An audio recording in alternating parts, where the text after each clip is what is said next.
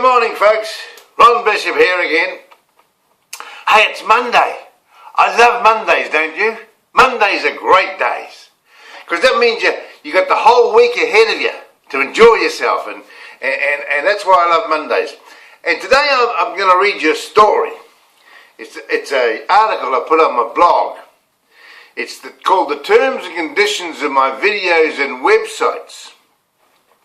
Because a lot of people are a bit confused of what I'm up to, so I've got to give them the rules and of my websites.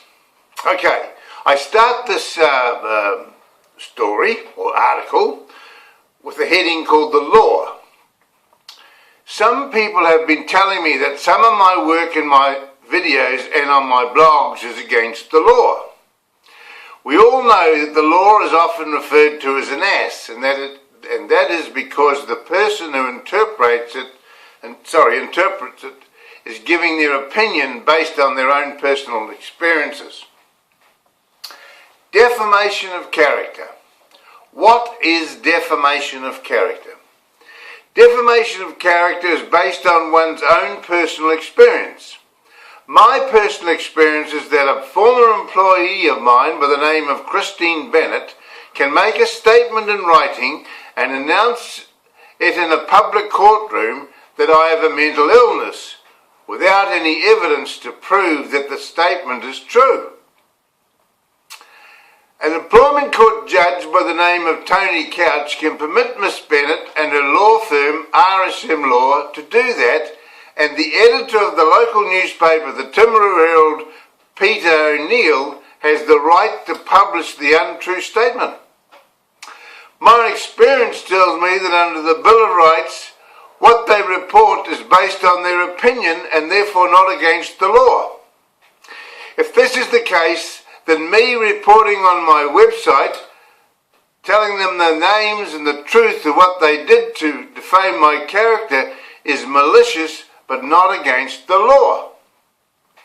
All I can do is ask for an apology, and so far not one person has ever apologized to me for their actions, so under the Bill of Rights I will continue to tell the world about how they behave towards me and to others. Uninvited emails. The rules governing the content of emails has tightened in recent years, but most people find that it is much easier to delete an uninvited email rather than argue the legality of it in a court of law. The days of building a mailing list to market your ideas, product or services is gone, because if someone sends you an email, their address is automatically placed on your computer. The same applies to photos. Whenever an image of you with your name attached to it is placed on a computer, that image will appear on every computer in the world as a Google image. If I have a message I want someone to hear, then I just select their name on my computer and send it off. It's very rare that I will receive an email saying they want to unsubscribe to me because of their own guilt. For example, I sent an email that said, "Get the message," and the headline was, "Never get on the wrong side of Ronnie B." The Timaru Herald sent me an email that said, "Unsubscribe." Someone in the Herald felt guilty, so they unsubscribed, and because the email address belonged to the company and not an individual, it sent a message to me that all the staff in the Timaru Herald did not like me or my comments. How are we going so far? Now, YouTube videos. People often tell me that it is illegal for me to video them or their children without their permission. Every weekend I video people of all ages playing sport, and it would be impossible for me to get the permission of all the parents before I could video a game.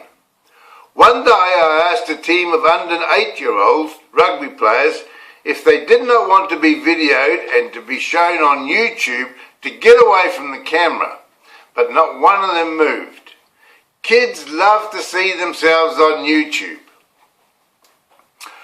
possible, I will ask the organisation if I can video the children playing sport, and only once have I been declined, and that was by the organisers of the South Canterbury Netball.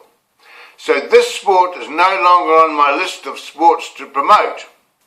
The Pleasant Point Primary School Committee also declined my invitation to video the inside of the school, giving the excuse that they did not want to promote the school because their attendance rolls were full.